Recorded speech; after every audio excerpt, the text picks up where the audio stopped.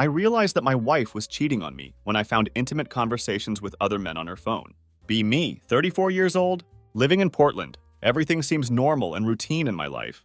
But that's how things are before a bomb goes off. You never notice the cracks until you're ankle deep in the rubble. Funny how it all started on the most ordinary Thursday. Just got back from CrossFit, completely exhausted and drenched in sweat.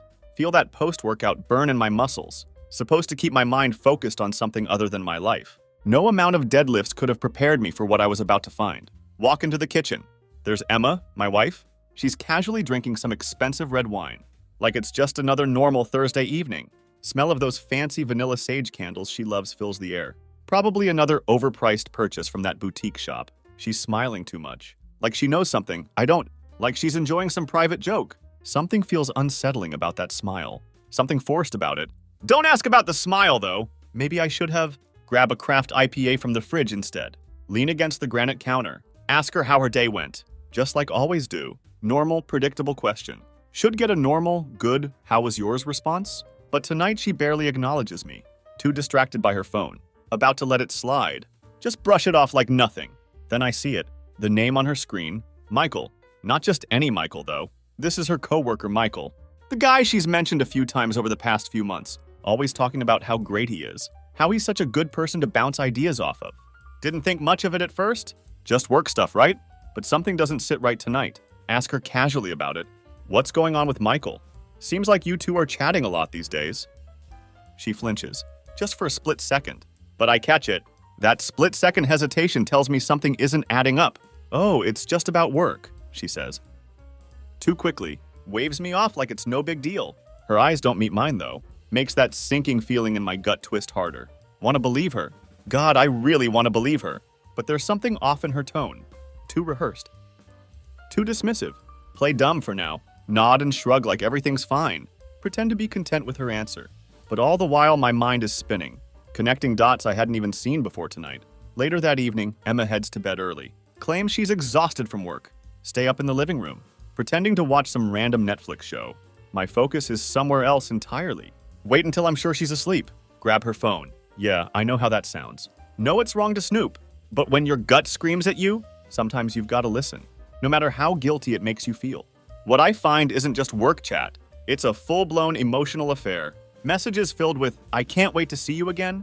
Then I find something worse. Their little work meeting is scheduled for Friday. Same day she told me she'd be working late. Stare at the screen. Heart pounding in my chest. No idea what to do with this discovery yet. But one thing's crystal clear. Not going to wait around playing the fool. She wants to lie? Fine. About to flip the whole damn script on her. And oh boy, do I have plans for her and Michael? Can't sleep that night. How could I? Every time I close my eyes, those messages flash in my mind like neon signs. I miss you. Last night was incredible. Can't wait for Friday.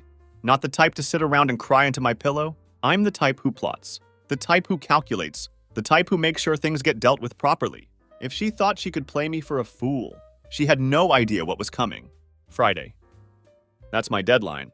3 days to come up with a plan. Something that will make this little betrayal blow up in her face. Trust me, I'll be the one holding the match. First things first, need to confirm if this isn't just emotional. Need to know if it's already crossed into something more. Call in sick to work the next day. Don't even tell her. Let her think it's a normal day. Wait until she leaves for work. Then I start digging deep. Not some amateur job either. She never thought I'd look through our shared iCloud. Never considered that everything was backed up. All her photos, all her messages, everything? Here's the thing about betrayal. People get sloppy, get cocky, think they're untouchable, think you're too stupid or blind to see the truth. She was no different. Within minutes, I find everything. Pictures, calls, locations, all the dirty little secrets she'd been hiding. They'd been meeting up for months, and she had the audacity to sit at our dinner table every night, smiling, talking about her day like nothing was happening. What really gets me isn't even the texts or the photos of them together in some random Hilton. It's her laughing about me. He has no idea. I told him I'm working late again. Poor guy. Poor guy. That's what I was to her. Just some clueless idiot. While she got cozy with another man, my blood is boiling. Want to scream? Want to storm into her office? Want to tear the whole thing down? But no. That would be too easy. Too quick. Not going to make a scene. Going to set the stage instead. Call up an old friend. David works as a private investigator now. We've always been tight. He owes me a few favors. Perfect time to cash them in. Ask him to tail her. Follow her around for the next few days. Document everything. She's a creature of habit after all. If she thinks she can lie her way through this affair, want every detail, down to the last breath she takes. David doesn't ask many questions, just agrees to help. Tell him to follow her on Friday especially. That's when things are supposed to get interesting. While David's doing his thing, gotta set up my own little trap at home. While she thinks I'd be busy at work or out of the house, I plan to be exactly where I need to be. Waiting. Watching. That night she comes home, kisses me on the cheek, tells me she's exhausted from the day. Have to force myself not to flinch. The sheer audacity of it. She has no idea I've already seen the photos of her and Michael, that I know what exhaustion really means. She has no clue I'm already planning how to blow this whole charade sky high. Here's the kicker. Before heading to bed, she mentions she might have to work late on Friday. Big meeting with the team, she says. Avoiding my eyes? Oh, don't worry about it, I reply. Keep my tone light. Take your time. I might have some things to do anyway. Don't think I've ever smiled so wide in just a few days. She's going to get the surprise of her life. And this time, it won't be the kind she can laugh about with her new friend. Friday is coming fast, but not fast enough for the fire burning inside me. Every moment that week has been torture. Having to look at her, having to pretend like I'm some oblivious idiot who doesn't see the knife she's twisting in my back. Friday isn't just any day. It's showtime. She plays her part beautifully that morning, wakes up early, takes extra time and shower, comes down looking immaculate, like she's ready for some big important meeting. Even compliment her dress, the same one she wore on our last anniversary. What a joke. She thanks me with that fake smile, the one she's perfected over months. Watch her pack her purse, checking her phone constantly, like she's waiting for some message. Her eyes keep flickering toward the clock. I might be home late tonight, she says casually. Like she's been rehearsing it all week. Nod and pretend to be unfazed. Take your time. Once she leaves, grab my phone. David's already texted me. She's on the move. I'll keep you posted. Minutes tick by, but I'm not idle. Have prepped the house for this moment. Cameras already hidden in key places. Kitchen, living room, bedroom. Call me paranoid. But after everything I've uncovered, not about to let any details slip. Want proof, not just for me, but for the moment this whole thing blows up in her face. Done being the fool. Get a text from David around noon. They've met up. Hotel downtown, it's confirmed. Stare at the message for a while, knowing that while she's pretending to be working late, she's likely already wrapped around Michael, somewhere in some fancy hotel bed. The rage simmers. But force it down. Not yet. Need to stay calm. Keep my head in the game. David sends me a few pictures. They stroll into the Ritz-Carlton lobby, like they don't have a care in the world, her hand casually resting on his arm.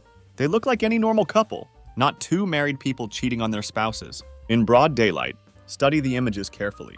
Her smile, the way she leans into him, like I don't even exist in her mind anymore. It's sickening, but I'm not going to crash their little rendezvous. No. Have bigger plans. Wait. Pacing the house, mentally rehearsing how the confrontation will go. There will be no yelling, no chaos. Not from me, anyway.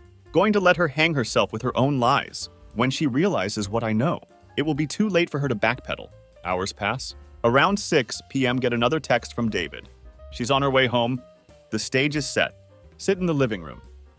Casually flipping through a Forbes magazine, pretending like it's just another ordinary night. Hear the key turn in the lock. She walks in looking composed. No rush to hide anything. No panic in her eyes. Why would there be? She thinks she has it all under control. Hey, she says, setting her purse down on the marble counter. Long day? Nod. Yeah, mine too. But I managed to make dinner, I reply. Motion to the table, where I'd set up a simple meal of steak and potatoes. She seems surprised. For a split second, see a flicker of guilt on her face, but then it's gone, replaced with that same casual, practiced smile. Wow, you didn't have to do that, she says. Walks over to give me a kiss on the cheek, the same lips that had probably been all over Michael just a few hours ago. The thought makes my stomach turn. We sit down to eat. Let her talk. Let her tell me all about her meeting, about how exhausting her day had been. Nod along, smiling at the right moments, making her believe she's still in control. But with every word she speaks, can feel the tension building inside me, like a ticking time bomb. Then drop the first bombshell. So how's Michael? I ask. Cutting into my steak, her fork freezes midway to her mouth. For the first time that night, she looks caught off guard. Michael, what do you mean? She asks too quickly. Oh, you know, I say. Lean back in my chair. I figured he must have been at your meeting today. considering how much you two seem to talk.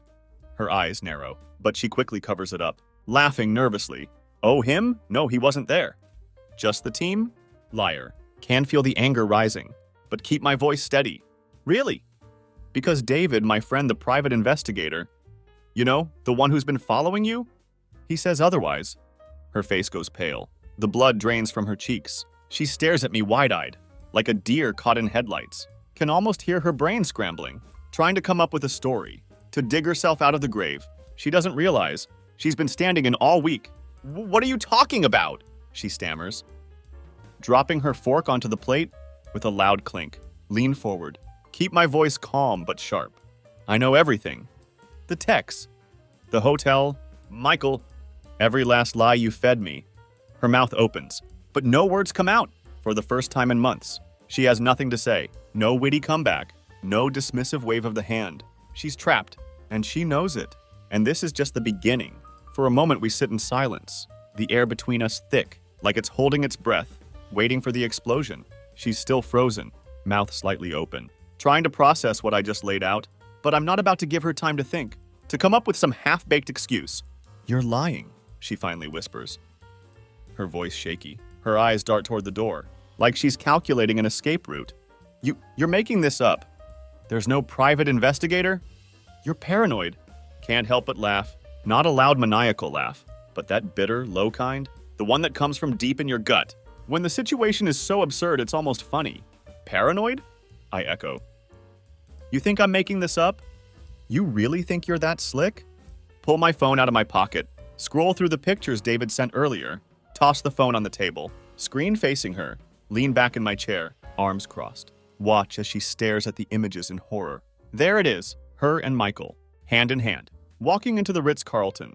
In another, they're seated at the hotel bar, close like no one else in the world mattered. Can practically see her mind working overtime, trying to formulate some kind of defense, but the proof is right there. I've taken away her ability to talk her way out of this. Her hands tremble as she grabs the phone, her eyes glued to the screen. She flips through the photos, her face getting paler with each one. By the time she reaches the last one, a close-up of her leaning in for a kiss outside the hotel, her composure completely shatters. I can explain, she stutters, finally finding her voice. But it's weak, desperate. It's not what it looks like. I swear, we didn't actually do anything. We were just talking. Talking. That's what she thought I'd believe. Feel a pulse of anger rush through me. But hold it down. Need to stay in control. Let her twist herself into knots, trying to cover her tracks. Talking? I repeat. Lean forward, my voice cold. That's the story you're going with? You didn't actually do anything? She nods, her eyes wide, looking more and more like a trapped animal. It was just emotional. I never meant for it to go that far. I felt disconnected, okay? You were always busy, and I needed someone to talk to. Disconnected. Almost want to laugh again. That was her excuse, that she felt disconnected. For a moment, we sit in silence. The air between us thick, like it's holding its breath, waiting for the explosion. She's still frozen, mouth slightly open, trying to process what I just laid out. But I'm not about to give her time to think, to come up with some half-baked excuse. You're lying, she finally whispers. Her voice shaky. Her eyes dart toward the door, like she's calculating an escape route. You're making this up. There's no private investigator. You're paranoid. Can't help but laugh. Not a loud maniacal laugh, but that bitter, low kind. The one that comes from deep in your gut. When the situation is so absurd, it's almost funny. Paranoid? I echo. You think I'm making this up? You really think you're that slick? Pull my phone out of my pocket, scroll through the pictures David sent earlier, toss the phone on the table, screen facing her, lean back in my chair, arms crossed. Watch as she stares at the images in horror. There it is, her and Michael, hand in hand, walking into the Ritz-Carlton.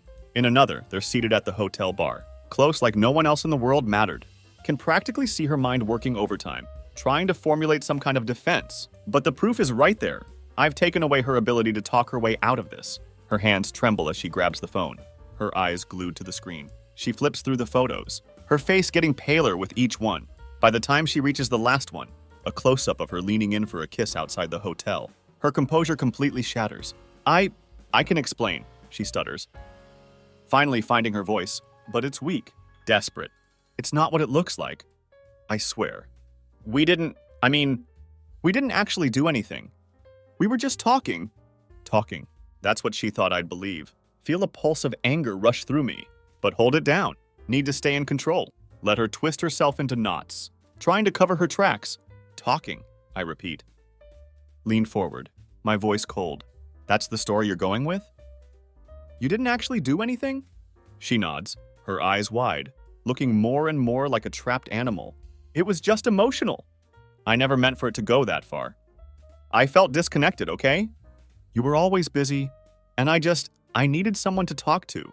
Disconnected. Almost want to laugh again. That was her excuse, that she felt disconnected. She looks up at me confused, wiping her tears with the back of her hand. What? Get up, my voice steady. We're not done yet. About to drop the biggest surprise, and this time, there's no way she can wriggle out of it. She slowly stands up, her face streaked with tears, eyes red and puffy, looking like a ghost of the woman she had been just an hour ago. But I'm not swayed, not by the tears, not by the pleading. This is the moment I've been waiting for, the one where I flip the script entirely. I need you to sit, I say. My voice cold and controlled. She hesitates, but eventually sits back down at the table, her hands trembling. As she reaches for a napkin to dab at her face, I've already spoken to Michael's wife, I say. Watch her reaction closely. Her head snaps up, eyes wide with a mix of shock and horror. What do you mean you? Cut her off. Yeah, you heard me. I spoke to his wife. She knows everything too. The weight of my words hits her like a freight train. Her lips tremble as she tries to form a response, but no sound comes out. Let that sink in for a moment. Watch her try to grasp the gravity of the situation. You see? I continue. Lean in. This wasn't just about catching you in the act. No. I wanted everyone involved to know the truth. You and Michael? You thought you could live in this little fantasy. Sneak around like your spouses didn't matter. But guess what? I called her 3 days ago. Her breath hitches in her throat. Can see the panic bubbling just under the surface now, like she's about to break all over again. What did you say to her? She asks. Her voice barely a whisper. I told her everything, I smile. Sent her all the photos, all the texts, every little detail. No, she mutters, shaking her head, her hands gripping the edges of the table, so hard her knuckles turn white. You didn't. You can't. I did. And trust me, she wasn't too happy to find out. Her husband's been meeting up with you in hotel rooms? Can see the gears turning in her head, the desperation growing, as she tries to figure out how to salvage the situation, her entire world unraveling before her eyes. She's not just losing me, she's about to lose everything. You've ruined me, she says, her voice breaking, like I'm the one to blame for this mess. You've completely ruined my life. Life. Almost laugh again, the sheer audacity of it. I ruined your life? You've got some nerve saying that to me right now. You did this. You ruined your own life. The moment you decided to betray me. She stands up suddenly, knocking her chair back, eyes wild with panic. I didn't mean for any of this. I didn't think it would go this far. Michael and I was confused, okay? I didn't feel like you cared anymore. I didn't feel like you loved me the way you used to. There it is again, her trying to twist the blame, trying to make this my fault. The frustration boils over. So that's your excuse? You didn't feel loved. So you went out and found it somewhere else?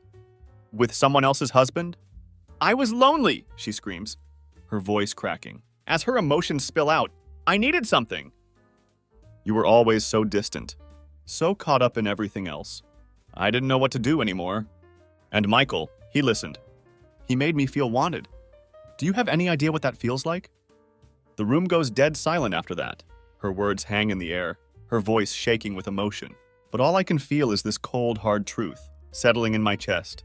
There's nothing left to say that could justify this. No sobe story, no emotional plea. Going to fix this level of betrayal? Take a deep breath. Let the silence fill the room.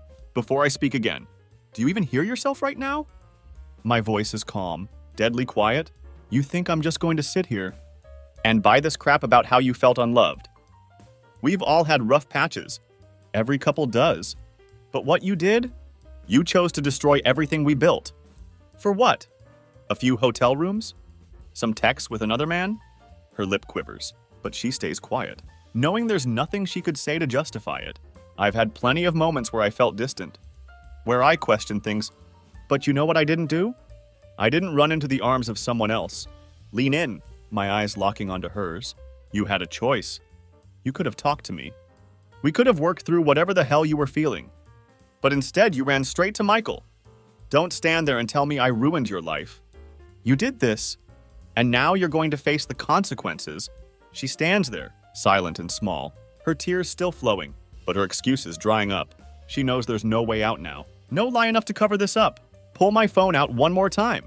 Tap the screen. Place it face up on the table. You might want to listen to this. Press play on the audio. It's a recording, her voice and Michael's, from their last meeting in the Ritz-Carlton. The audio crackles as their voices fill the room.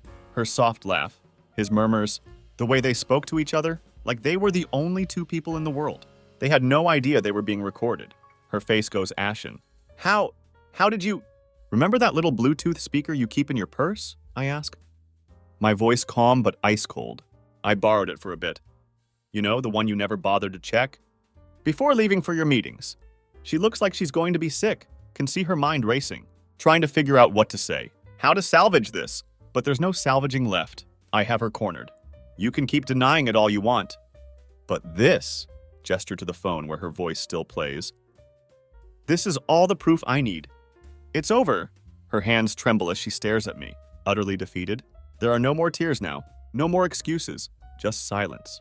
I'm filing for divorce, I say quietly but firmly. And I suggest you pack your things. You can spend the night somewhere else. She doesn't argue, doesn't fight. She just stands there, staring at the floor, her once perfect world crumbling around her feet. And in that moment, feel a strange sense of relief. This chapter was done. She stands there motionless, the weight of my words hitting her like a brick wall, her shoulders slumped, her face drained of color. For the first time in all of this, she looks truly defeated. No more fake tears, no more desperate excuses, just nothing. Pack your things, I repeat. My voice steady but sharp. You can go to Michael's place for all I care. At the mention of his name, her face twists with something between regret and fear. Can tell she's starting to understand just how deep the consequences run. It isn't just us, it's them. Her and Michael, their little affair, and the mess they'd made of both our lives. I'll go, she whispers. Her voice hollow. She doesn't even look at me, just turns and shuffles toward the stairs. Her movements slow and robotic, like her body is going through the motions, while her mind has already checked out. Watch her disappear upstairs, feeling strangely calm now. That everything is laid out in the open. No more lies. No more wondering if I was imagining things. It's all out there, raw and real. The betrayal had hit, and now the cleanup has begun. While she packs, sit back down at the kitchen table, staring at the remnants of the dinner I had made. Feels like a scene from another life. Just an hour ago, I had been playing the part of the clueless husband, letting her live in her web of lies, waiting for the moment to snap it all shut. Now it's like the air has been sucked out of the house. All that's left is this eerie quiet. Can't even bring myself to feel sad anymore. The anger, the disgust, they had burned through me like wildfire earlier. But now there's only this cold, hollow space, where those emotions had been. A part of me had already moved on, checked out, detached from the wreckage she had caused. She comes downstairs about 15 minutes later, a small suitcase in hand, her face drawn and pale. She doesn't look at me. Can tell she wants to say something, some final plea, some last-ditch effort to save. Whatever sliver of dignity she has left, but she doesn't. Maybe she finally understands. There's nothing left to save. I'll stay with a friend tonight, she mumbles, her voice barely above a whisper. Nod.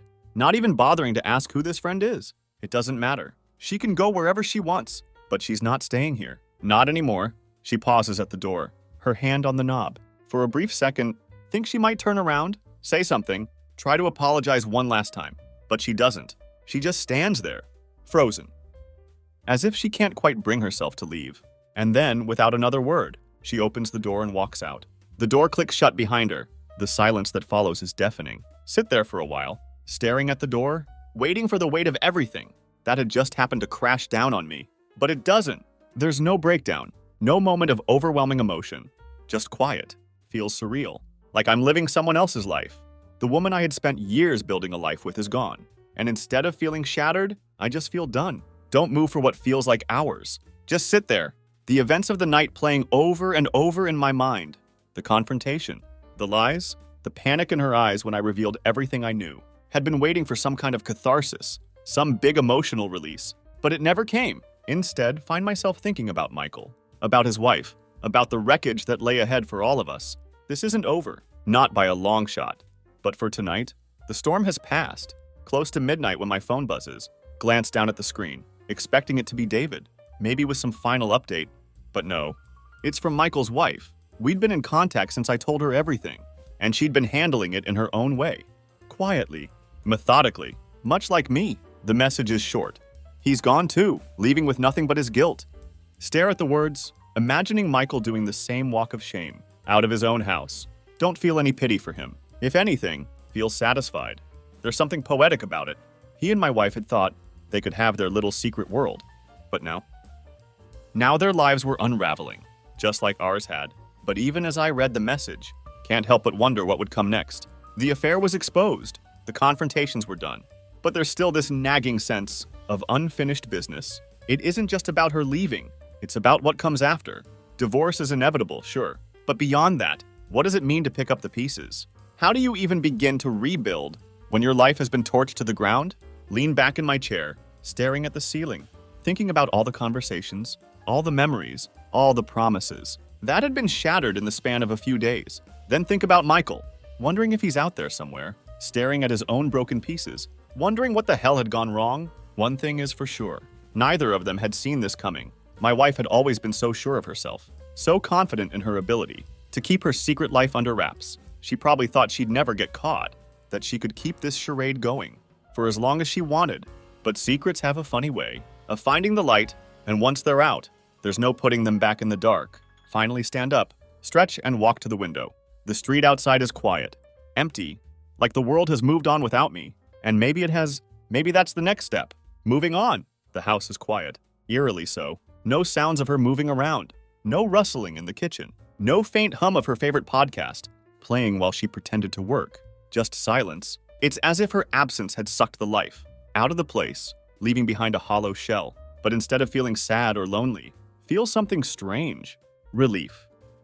Like I can finally breathe again. After holding it in for far too long, that night I don't sleep much. My mind keeps replaying the confrontation, her pathetic excuses, the look on her face when I told her Michael's wife knew. Imagine Michael going through the same fallout I had just put her through, watching his own life crumble under the weight of his lies. For a brief second, wonder if he regrets it, if either of them do, but then realize it doesn't matter. Regret won't fix anything.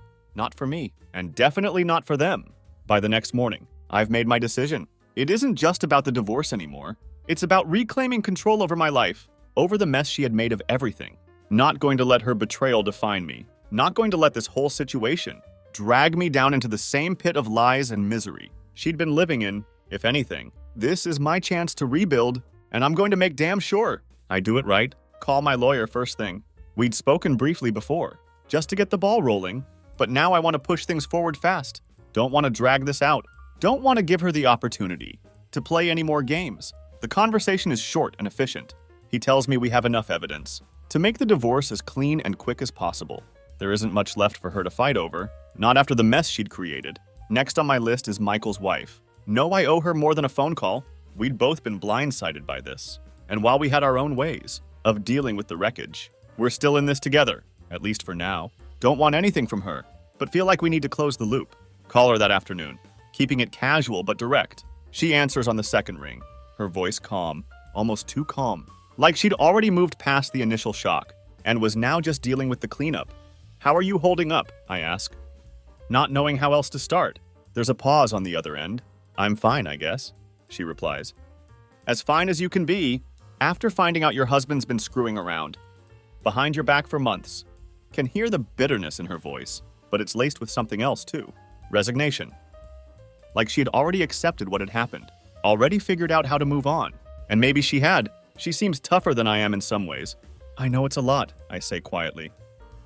Just wanted to check in. Make sure you were doing okay. Considering we were both married to liars, she says with a dry laugh. Yeah, I guess we're doing great. There's a pause, and then her voice softens. Thanks for telling me.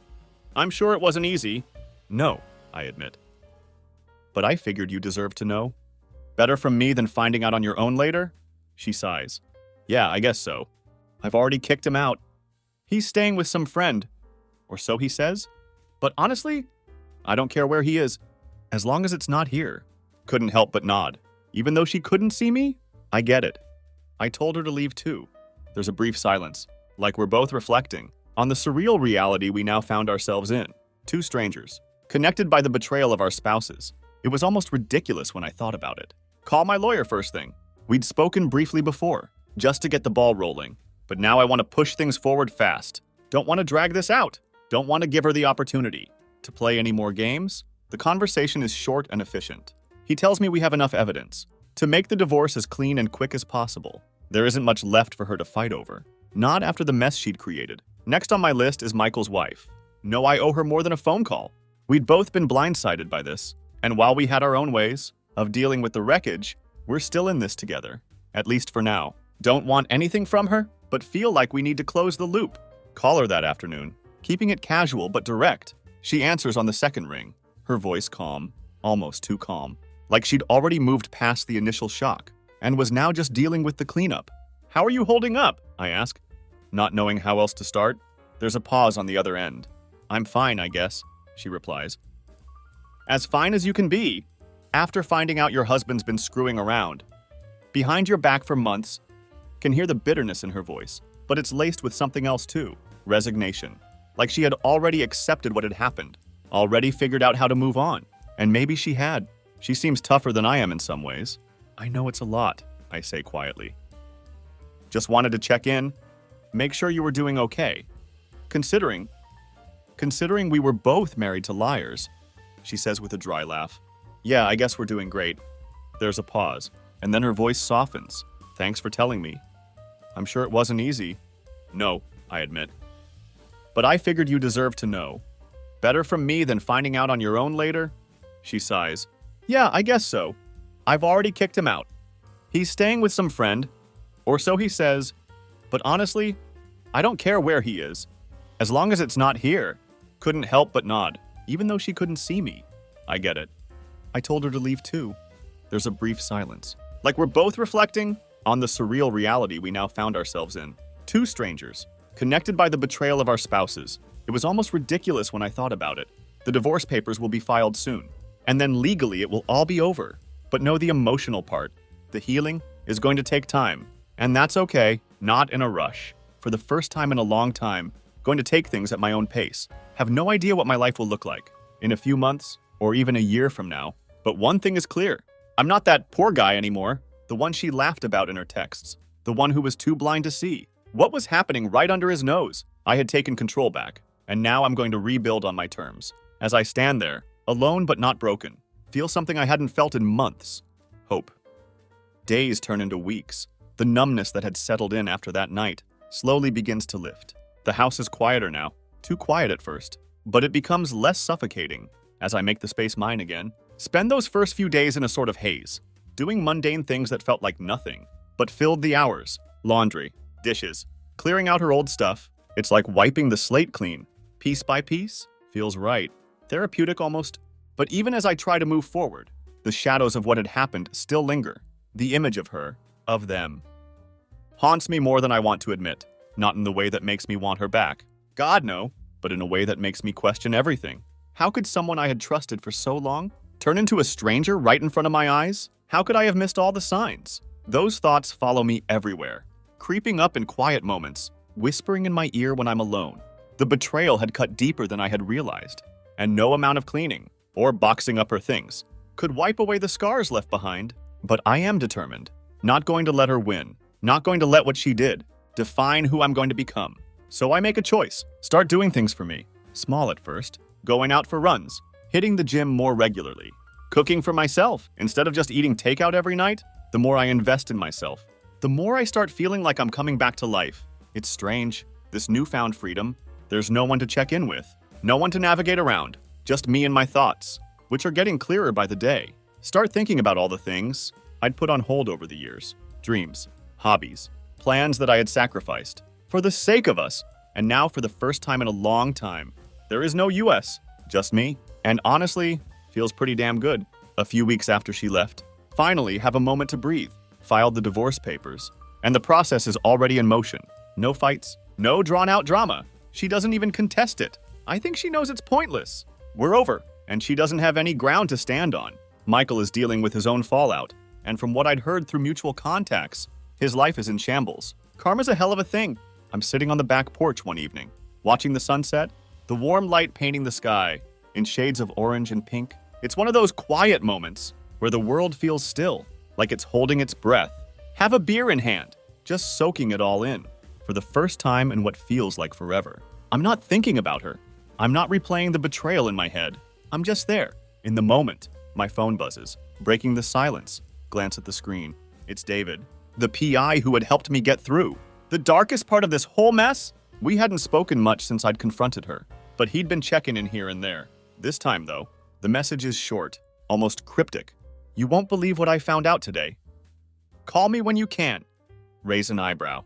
What else could there possibly be? Thought the whole saga was over. The affair was exposed. The marriage was dead.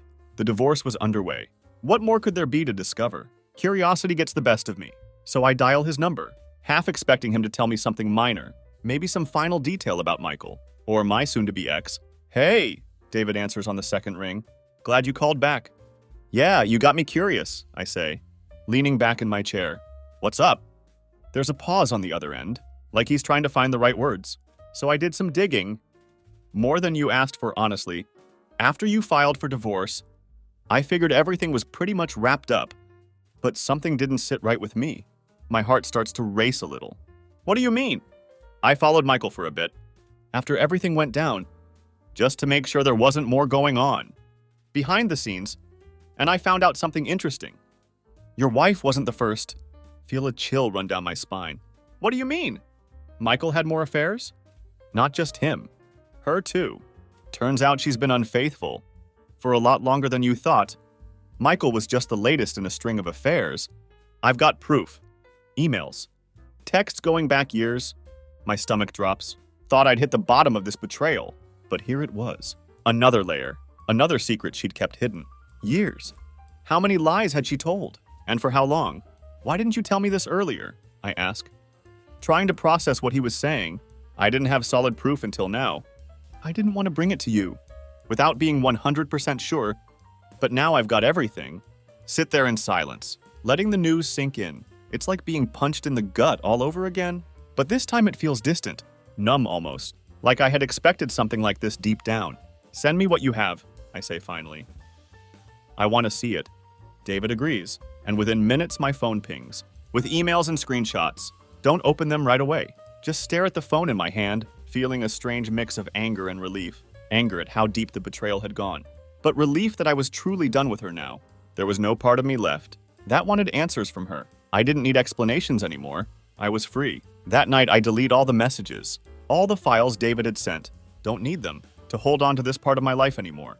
I had my answers, but more than that, I had my closure, and I was ready to move forward. As I sit there, watching the last bit of sunlight disappear over the horizon, feel something new stirring inside me.